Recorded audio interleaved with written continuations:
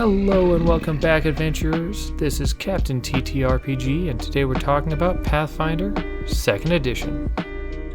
Hello and welcome back, adventurers. Today we are jumping into our rank 5 spells with my top and bottom 5 rank 5 spells. As you see, as we've moved on, we've got fewer spells to look at, but there's still a lot of spells to look at. So fewer than we had before, but still over 100.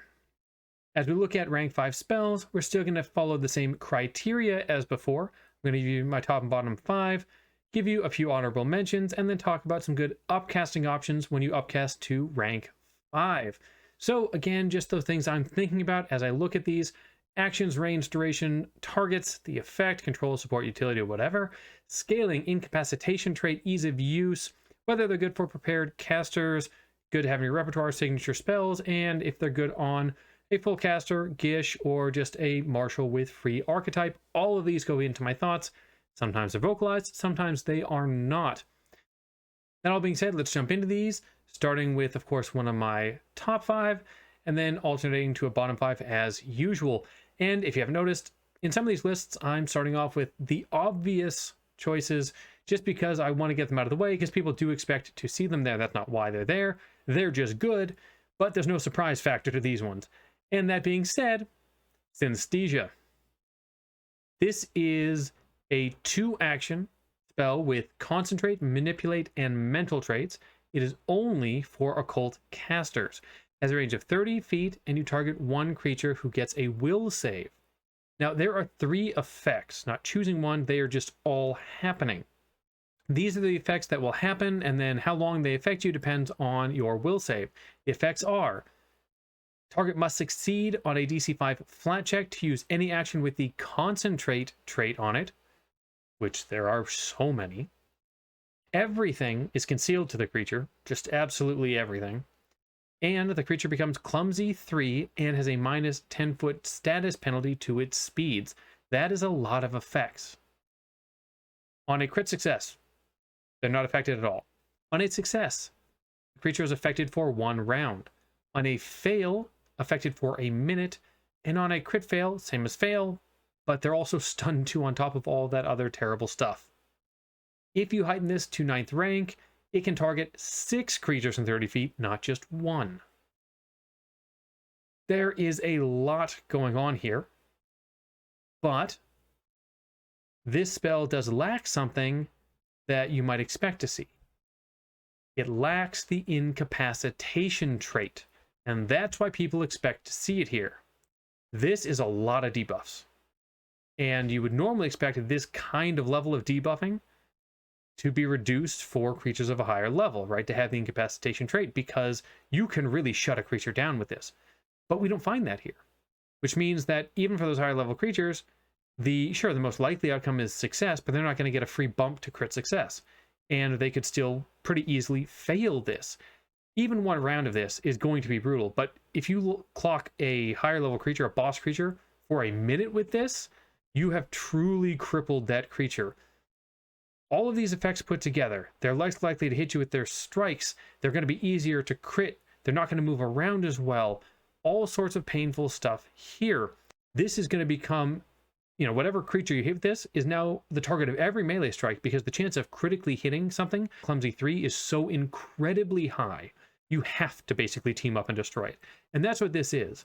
This is saying, hey team, go destroy that creature. And the team says, yes and thank you. Incredibly powerful. And honestly, it might be worth the 9th rank slot if you think a decent number of those creatures will fail. Because if they're all just going to succeed and only going to have a round of this, well, you can't have your team focus on all of them in 1 round. That's not a thing. So, just focusing on 1 is fine. But if you think enough's going to fail and they're going to have a minute of this pain, yeah, that becomes worth a 9th rank slot. Moon Frenzy. This is 2 actions, has the Concentrate, Manipulate, and Morph traits. It is primal only, has a range of 30 feet, and you can target 5 willing creatures. It lasts for 1 minute. The creatures gain 5 temporary hit points, a +10 status bonus to their speeds, and 5 weakness to silver damage, or strikes with silver weapons, or what have you. You're going to gain 2 unarmed strikes when you get morphed, a 2d8 piercing damage bite, and a 2d6 agile finesse slashing damage claw attack. These will use your highest possible attack or weapon or unarmed strikes that you normally have, so at least they have a decent chance to hit. And on crit, they deal 1d4 persistent bleed damage. Now, you can't use concentrate actions unless they have the rage trait while you're morphed. And if a creature wants to end this early, they have to spend an action and try to beat your spell DC with their roll to get out of this. If under a full moon, when this happens, the creatures actually grow in size, unless they're already larger, but they can go up to size large and they gain 5-foot reach. If you heighten to 6th rank, the temp HP is 10, the silver weakness is 10, and you get 3 dice, not 2 dice, with the attacks. If you heighten to 10th rank, it's 20 temporary hit points, 20 silver weakness, and there are 4 dice on the attacks.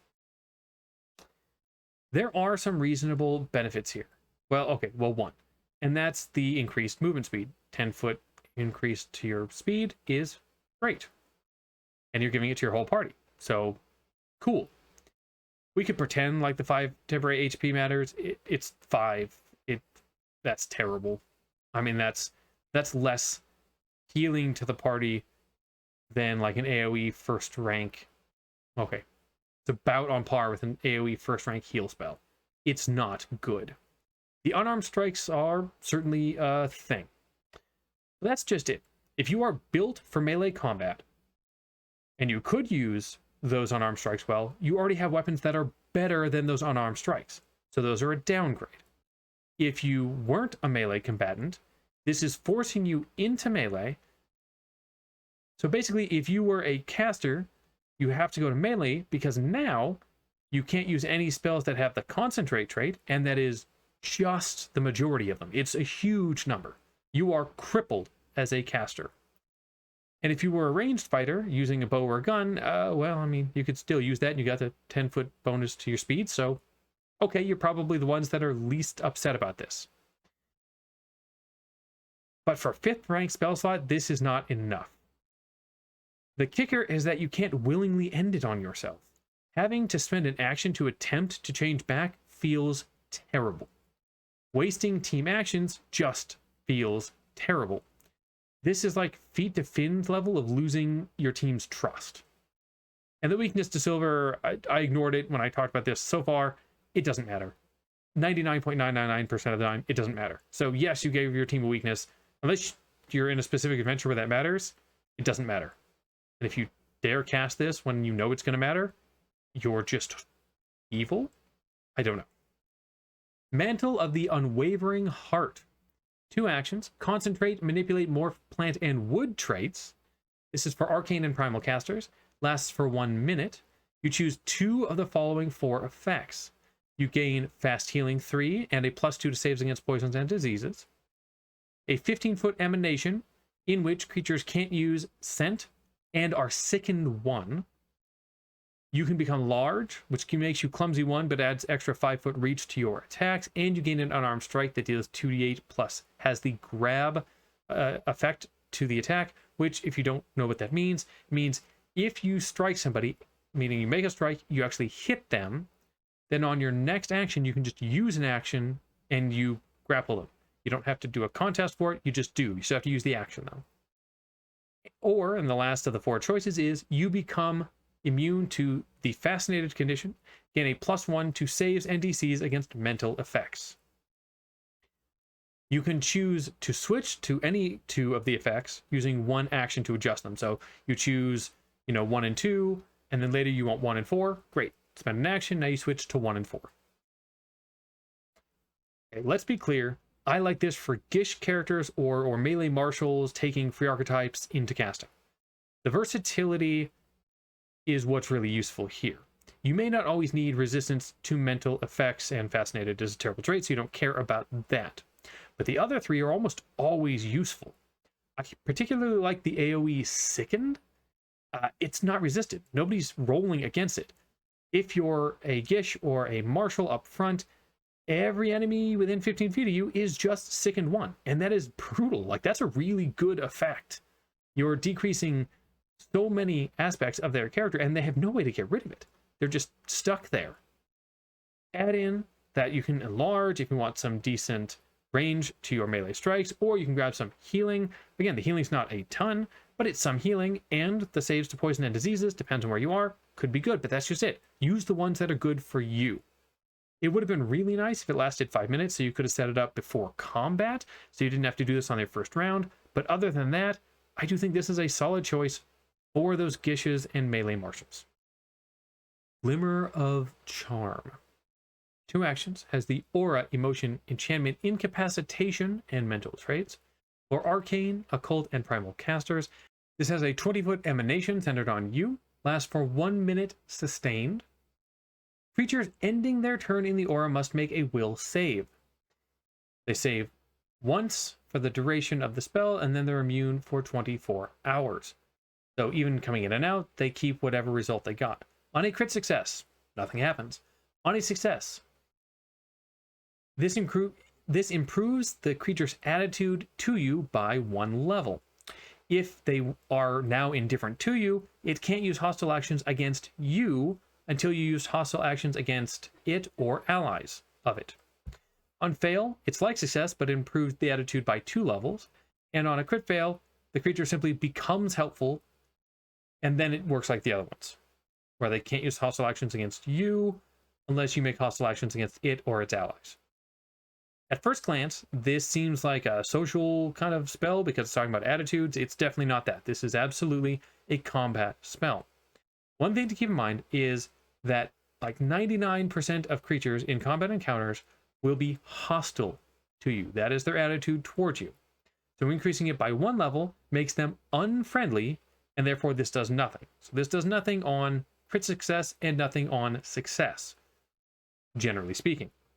Now, if they fail, they'll go up 2 levels, and that'll make them indifferent. It only affects how they feel about you, and it only affects you, though. Now, if you are a support caster that only uses spells and abilities that support your allies, healings, buffs, things like that, great. The creature will continue to be affected and will not come after you as long as you continue to sustain this. But it still only keeps you safe. That's not a bad thing. If you're a healer, you probably don't want creatures running up to you. So that's cool. I don't see a problem with that at all. But in the end, that means you are really restricted on what you can do. You cannot take anything that is considered a hostile action, or this breaks the effect on whatever few creatures you actually got with fail and crit fails. And they had to come within that space of you to begin with. So all of that happening means this ends up being ineffective the majority of the time and can be taken by very, very few players, and they have to be very careful what they do. Summon Dragon. This is 3 actions, has the Concentrate, Manipulate, and Summon traits. It is for all spell traditions, which is cool. We rarely see that. Has a range of 30 feet. Lasts 1 minute, sustained. You summon a dragon of CR 5 or less at this rank. If the dragon has a magical tradition, like it's an arcane-based dragon, you have to cast it as an arcane caster, but that's only if it has a special tradition. Heightening this increases the CR plus 2 levels for every spell rank you go up, right? So basically, if you're a full caster, the level which you can, the creature's CR at which you can summon is always going to be 4 less than your personal level. I really like this summon spells, but I don't like summon spells in general because you're summoning a creature that is 4 CR levels below your level, and that makes them fairly weak for a lot of encounters. I mean, they're still great in that they can pull attacks and things away from your party, and they can still be sturdy, and they can occasionally actually implore different tactics. They can have auras, they can have all sorts of cool stuff that they do. Summon Elemental was on one of my favorite lists, and that was because you were summoning an elemental that was only 2 levels below yours. At the time, this was a rank 2 spell. You were level 3 when you got it, and you could summon a CR1 creature. It's only 2 levels difference. Suddenly, that's pretty solid. The reason I like Summon Dragon is because dragons are generally overstated for their CR. Makes up the gap. In fact, they're often by stats, when you're talking about like the real solid dragons, are often kind of one CR level higher than their actual CR by stats. So it's not the same level. Plus, we have so many to choose from. So many. Now, CR5 and below, I admit, is not the strongest. And this is probably better when upcast than it is at this level, but it's still good at this level. But starting as you upcast, you're getting access to some of like the, Young Omen dragons, things like that, once you get to 7, and those are going to be really strong. But we have not only the Monster Core dragons, those are solid. We have the Monster Core 2 dragons, adding even more really good options. And then we have the Draconic Codex. There are so many options. I promise you can find amazing stuff amongst them that makes these creatures well worth summoning. Look through the books, find your favorites at every CR, have them at your fingertips, and this will be something that's worth upcasting as well. Portrait of the Artist. This takes 1 minute to cast, has the illusion and visual traits, is for occult casters only, and lasts 1 hour. You look like a famous artist, using the effects of illusory disguise and that mechanics around that. If the artist does physical artworks, then this illusion will make convincing imitations of the works. If it's a performance-based artist, the illusion will create convincing performances of the style the artist would normally do. This can be disbelieved if it's physical artwork then when touched, or if it's a performance when listened to or watched. Once the duration is over, fake art disappears, people know they were duped. The spell doesn't grant any benefits to perform checks and can't be used to guarantee earn income success. Okay, so generally speaking, this is a utility spell with some social encounter options and obviously effects for downtime potentially. Or at least that's where it seems to be expected for the value to come in. As you are pretending to be a well-known artist, complications do arise. Anyone who knows the real artist is likely to attempt a conversation, which you have no special way to deal with, so they're probably going to figure out and disbelieve and realize you're not the real person. And okay, so that's not going to help you at all. Then where it really gets me is the fact that you can't use this to earn guaranteed income. Like, maybe your GM will let you try to make performance checks to gain income this way, but you're still making general perform checks. You're not getting any boost to it. And I would assume that's kind of why you'd want to do this at all, is for the income or for the social encounter side of things. Again, it's going to make you look the part and perform the part, but you don't know anything special about the person. You aren't the person. You can't truly imitate them. I just think this promises a lot and delivers not that much. Shadow Siphon. This is a reaction, has the illusion and shadow traits for arcane and occult casters, has a range of 60 feet, a trigger of a spell or magical effect deals damage, and you target the triggering spell, you're going to attempt to counteract that spell. If you succeed, all creatures affected by the spell take half damage it would have dealt. Any other effects still happen as normal, but the damage is halved. And your counteract check, or counteract level, counts as 2 higher than normal. Not every spell cast against enemies will include damage. Those that are based around damage can be a serious problem the higher level you get. I have dropped a Chain Lightning on a group of players before and seen their health drop like below half with a single casting. AoE spells are commonly available to enemy casters in the game. You know if your GM chooses these kinds of like casters to use against you, so you know if this is going to be valuable to you. All I know is there have been so many times that this spell might have prevented like 100 damage, 100 plus damage, hundreds of damage potentially, just by casting it against a spell that was dropped, mid-combat. We have the counterspell feat that creatures can take, but remember how that works. You have to have the same spell prepared to try to counteract their spell, and yes, it'll counteract it completely if you succeed, but it has to be so much luck to line all that up. This just says, you just cast, Chain Lightning, Fireball, whatever have you, at my whole party, I'm going to cut that damage in half. And remember, it's half of whatever they would have taken. So if they succeeded, and they already took half damage, this is dropping them to quarter damage. quarter damage on a fireball, even upcast, is going to feel like nothing. Unless the creature was like 7 levels higher than you, upcasting it really high. Otherwise, it'll feel like nothing. And you've done a lot to really help your team out. So I like this for keeping the team alive. Mirror Malefactors. 2 actions, has the illusion, visual, and mental traits for arcane, divine, and occult casters. Range is 30 feet. You choose 1 creature. You sustain this up to 1 minute. There's a will save attached to it. You surround a large or smaller creature in mirrors. While surrounded, the creature is frightened 1. If it doesn't have a reflection, this fails. When cast, and once per round when you sustain it, this deals 7d8 mental damage. If the creature succeeds at a save at any point, the spell ends. Heighten it +1 to add a d8 more damage. At first, I really liked this spell, and I don't blame others for disagreeing with me on not liking it. Maybe I'm crazy for putting it in my bottom 5, but I just feel like it set up such a great design and then it fell apart. So, there are the things that obviously this isn't going to help with. Mindless creatures, mental effects don't hurt them, whatever, I'm not worried about that. Creatures with no reflections, just don't cast it on a vampire. You're fine, I'm not worried about that. Those aren't what I'm talking about. Those are fine, not worried at all. More than half the time, against the same level creature, when you cast this, they are going to succeed or crit succeed. And a same level creature usually has a 60% chance, on average, to succeed at a save. Succeed or crit succeed. So while they might take a little bit of damage from that 78 up front, all the other effects, all the cool stuff this sets up just instantly ends. And that's what I don't like. That all of the cool stuff just goes away. You set up this amazing thing and it just disappears. Now, if it only disappeared on a crit success, but say the frighten only happened on a fail or crit fail for that round, totally different. Great, love it, let's keep going.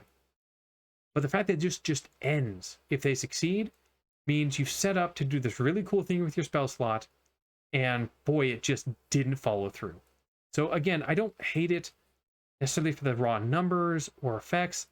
I hate it for looking like it was going to be something cooler than it actually ended up being. And maybe that makes me wrong for putting it on here, but hey, it's my list, so I'm going to do it. Wall of Stone. 3 actions, concentrate, earth, and manipulate traits for arcane and primal casters.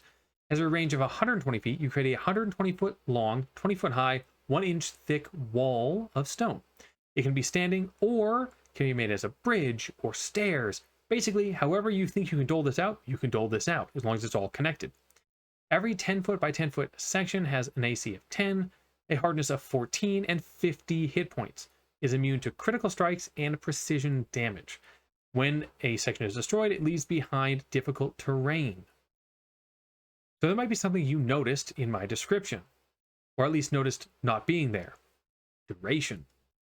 This doesn't have one because once created, it just exists. You are creating permanent structures, and that alone is incredibly strong.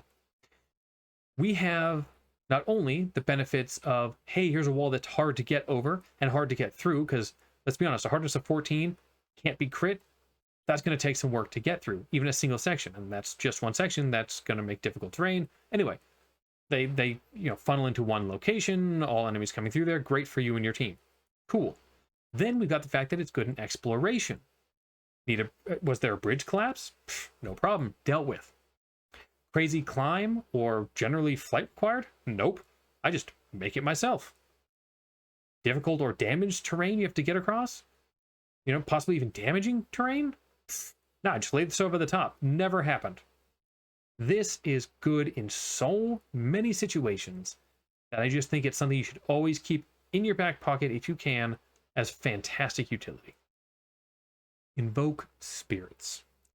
2 actions, concentrate, emotion, fear, manipulate, mental, and void traits for arcane, divine, and occult casters. Range of 120 feet, creates a 10-foot burst. Lasts for 1 minute, sustained. Requires will saves. Creatures in the area, when cast, make a save against 2d4 mental damage and 2d4 void damage. On a crit fail, they are frightened 2 and fleeing. One time each round, when you sustain this, you can move the area 30 feet and repeat, but the fleeing never happens, even on a crit fail. Frighten 2 can still happen on a crit fail, but no fleeing. The damage is increased by a d4 of each type when you heighten twice. Wow, this is terrible damage. That is an average of 10 damage on a failure at level 9. These creatures probably have well over 100 hit points at this point. The 10-foot burst really doesn't help. That is small. You're probably going to hit 2 creatures. It doesn't hurt undead. So there's that. I mean, maybe not the biggest deal, but kind of. And the rider is on crit fail only. And yes, you can move it each round, but you're moving it only 30 feet, which may or may not be enough to land it on creatures. And let's say that you're able to hit 2 creatures every round, and that is being very generous with the size and the distance. But let's say you hit 2 creatures every round for 4 rounds, which is, I think, pretty average for combat. Maybe yours go longer. This would deal a total, assuming failures every round for those 2, by the way, of 80 damage on average, and you gave up 1 action each turn. So you cast for 2 actions, and then you use 3 more. So that's 5 total actions for that 80 damage. Or you fireball. If you upcast it to rank 5, and you're only hitting 2 creatures, let's say, and it's fireball. It's massive, you're probably hitting more. But let's say you just hit the 2. This is 2 actions, 1 time, and you would deal on average 70 damage. And that's if they failed, of course, but still, making things equivalent. There's no question which is a better use of your spell rank and of your actions. Just upcast fireball. Yeah, it doesn't have the crit fail rider, but if you're relying on crit fails, again, probably not what you want to rely on. Yes, if they're against lower level creatures, they're going to crit fail more often, but not enough for that to be what you build your whole spellcasting around. Plus, if they're going to crit fail, they're not going to crit fail every round. If they crit fail against 10 damage and take 20, yay. They crit fail against fireball, and instead of 70, they take 140 damage, you probably just killed them. So who cares? I like spells that have sustained action sometimes. They can be really powerful. This is not that. This is terrible. Before I jump into my honorable mentions and my upcasting choices, I do want to say, I think you noticed, though, that my bottom 5 spells here don't look as bad as bottom 5s have in the past, and you're going to see that going forward. Spells are just getting better on average. And while there might be the occasional really bad spell here or there, generally speaking, I'm going to put bottom 5 spells in that are still usable. They're not complete garbage. That's going to keep happening more and more. So just keep an eye on that. Just because I put them on bottom 5 doesn't mean they're unusable. This level, they're getting better and better all the time. But we do have some honorable mentions to talk about. So let's go ahead and jump in there. We have Blink Charge. This is an amazing teleport with a built-in strike. You get to teleport 60 feet and then make a strike for 2 actions. For Arcane Divine and Occult Casters, this is a fantastic spell for a Gish, or if you get up high enough level, for a Marshal, because there's no save associated, nothing to do with your spellcasting ability, you just use your strike. So really, really good for any melee character that's got access to the spell. Howling Blizzard. This is a solid, really large, massive area. I think it's a 30-foot burst on 3 actions, or it's still a 60-foot cone on 2 actions. Solid damage, meaning fireball level, but an even bigger area, and it has a penalty to speed rider when you do the 3-action version, along with being just a massive, massive explosion for arcane and primal casters. Magic Passage. This allows you to make holes in walls and just bypass them completely.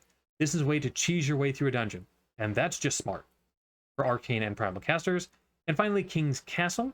You and a willing ally swap locations. It's a straight up teleport, swap locations for arcane, divine, and occult casters.